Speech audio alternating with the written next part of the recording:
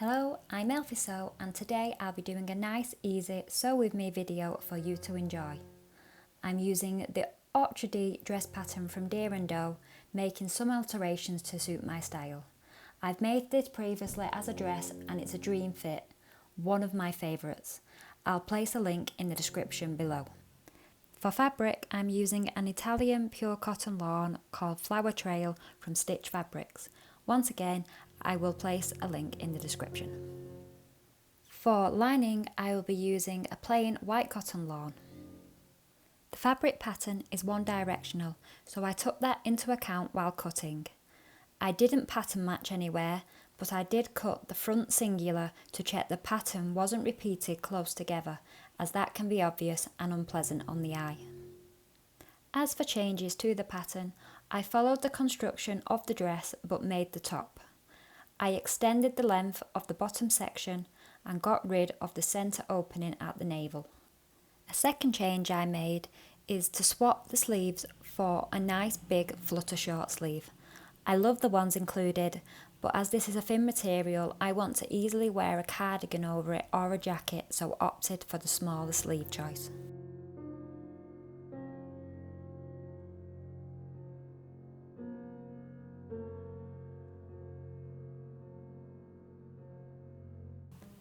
The waistband and the front edges were interfaced with iron-on woven interfacing. This stiffens the waistband section so it stays firm and adds good support for the bridal buttons. The final piece interfaced was the panel for the bridal buttons themselves. You don't see this on your end garment, but it is what will provide the strength for your button loops.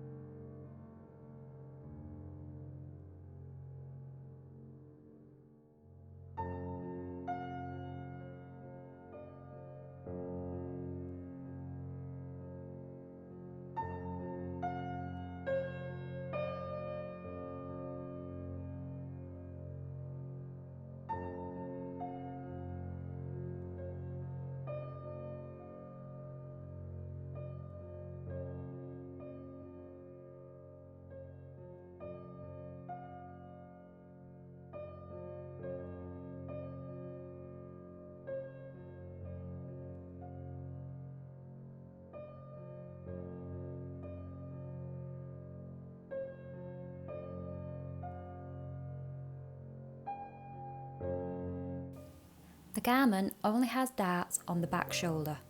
To create the shape for the remainder of the body, it relies on gathering. When gathering, you increase your stitch length to maximum and sew 2 rows in the seam allowance. You don't backstitch on the beginning and end. Then you can grab hold of the basting stitch and pull, easing the fabric along the thread and reducing it up. Some people even use free gathering threads. It's up to you. Just don't pull too hard and snap your thread, as you will have to start over. We gather at the shoulders and the waistband front and back. The whole process is repeated exactly the same on the lining fabric.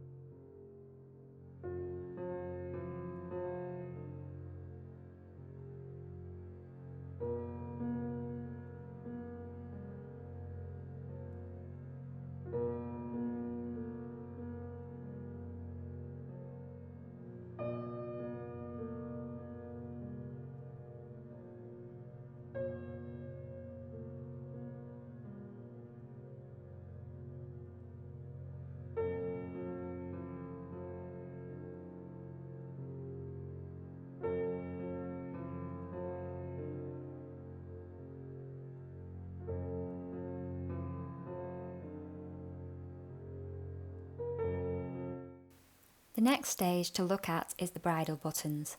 These look intimidating, but they really aren't. Just take your time and use a guide to help you. The Deer Doe pattern actually comes with a guide, but you can draw one of these up. What you need to be aware of is the size of your button. The loop here must be large enough to let your button pass through, but tight enough that nothing shows from below. I don't like to pin my cord down. I like to work with it hands-on under my machine. You can place pins and wrap the tail around to hold in place. I find that more restrictive though. Set your machine to a low stitch length. Place your cord over the first crossing location of your centre line. You will need to guide it and help position it. Your first one is always more fiddly than the next. Place your needle down directly into the cord if you are struggling to start it, and then reverse back to secure and go forward again. Continue down slowly in a straight line, and as you go, curl the cord round back over the centre line at the next point. Leave enough cord loose for your button size. The loops will be slightly smaller when on your top, as you will sew a 1/8 inch in from where the line is you're currently working on.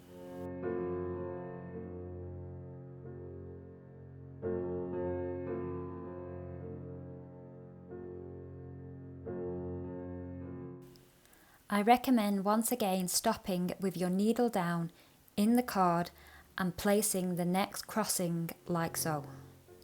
Then go forward, and you're just going to repeat this all the way down, working slowly, adjusting as you go. The important points to watch is that you cross at the correct points, as this determines the separations of your buttons and you want them to be even. The next thing to watch is the size of your loops, as they need to fit your buttons through. The rest just needs to be neat and tidy and not cause any problems. I recommend, if you haven't used this technique before, to make a mock-up on some spare fabric and get a feel of the technique first.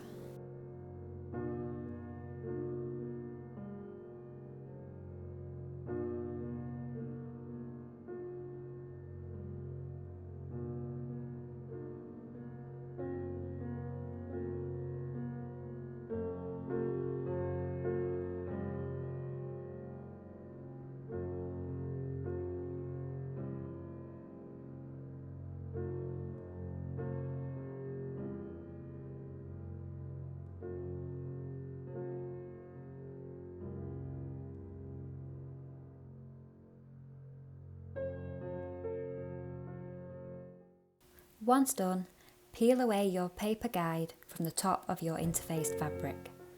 Fold your fabric in half. Your stitching line will help you with this, and press. You can see now how them loops will look. Test a button, check it fits. If it doesn't, you need to redo, because you won't make them fit at a later stage. The loops will only get smaller.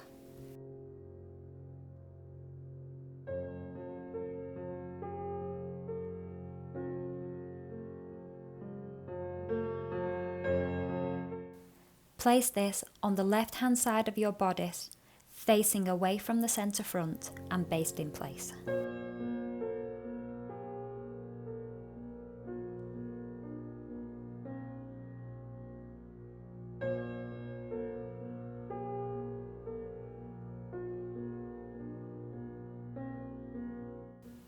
Join up your side seams. I'm adding an underarm zipper which differs from the pattern instructions, so only one side needs stitching here, which I forgot. I'll open it later, as you will see.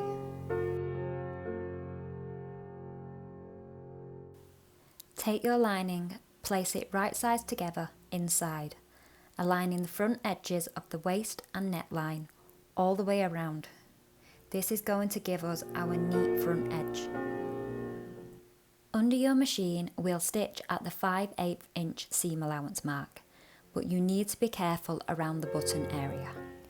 If you have gone a little off measurement previously, making your loops or basting them in place, you need to adjust. The aim is to sew only over the loops. You don't want to catch the fabric panel we just attached the loops to. so you're sewing on the very edge of the centre fold, basically touching it but not catching it. Then continue round all the way to the opposite waist edge.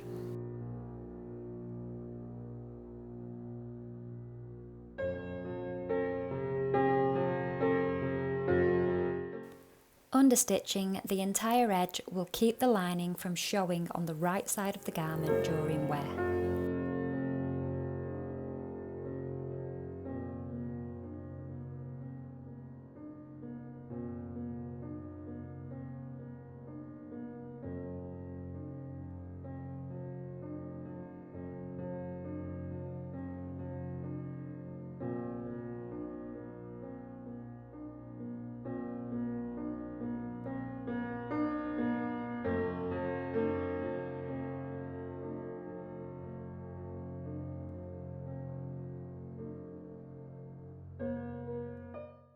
At this point, I like to add my buttons on the opposite side. I do this now because if I have any errors or size issues, it's easier to undo my stitches and adjust than at the very end of the garment.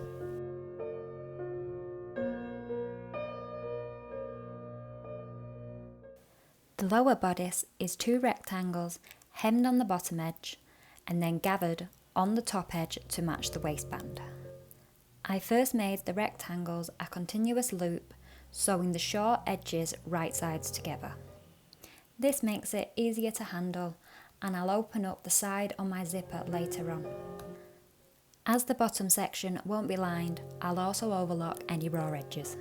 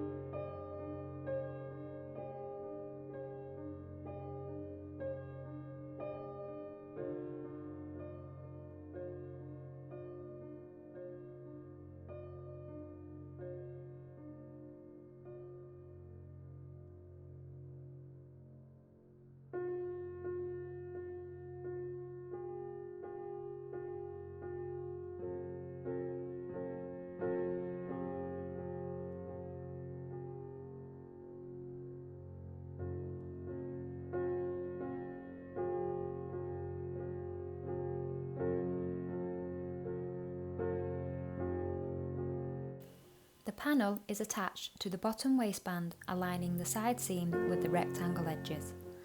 I also notched the centre of each rectangle and matched this to the centre front and centre back. I find doing this makes the gathers more evenly distributed.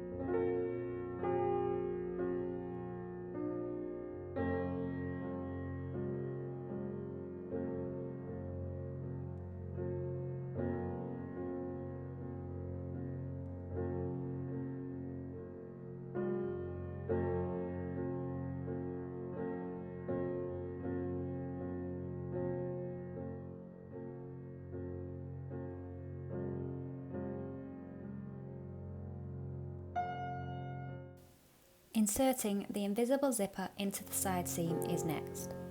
I have a full tutorial on this which I'll leave links to. It will take you through in detail how to reliably do this technique. If you hate inserting zippers, I recommend giving it a watch.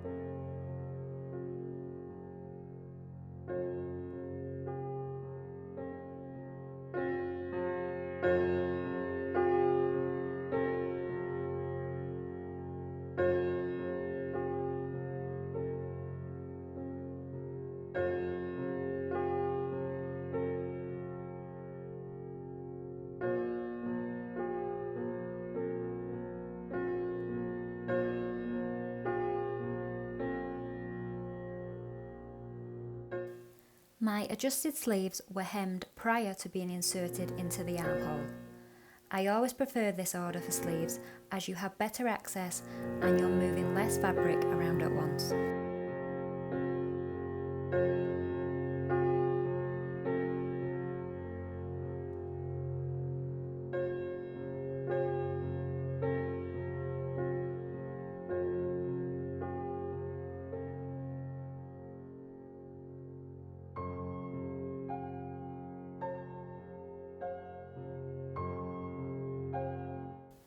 I made sure to include all notches from the original sleeves onto my newly drafted short sleeve. This allowed me to match these points first and correctly place my sleeve.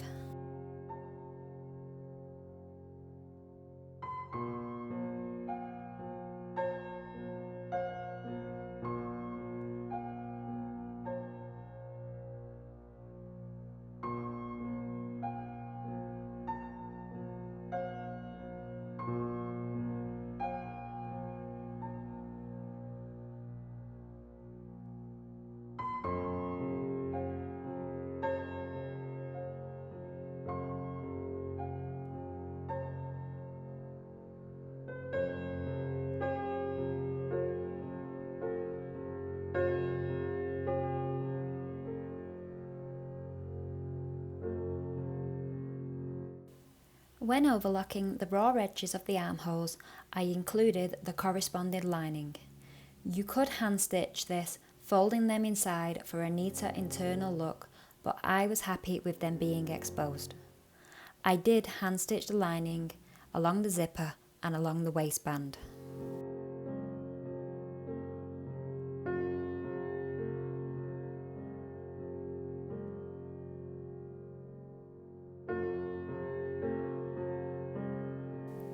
And here is my final blouse. As you can see, it's very similar to the pattern by Deer Doe with a few changes to make it more suitable for my use. I love the detail of the buttons on the front, whilst the rest of the top is fairly simple.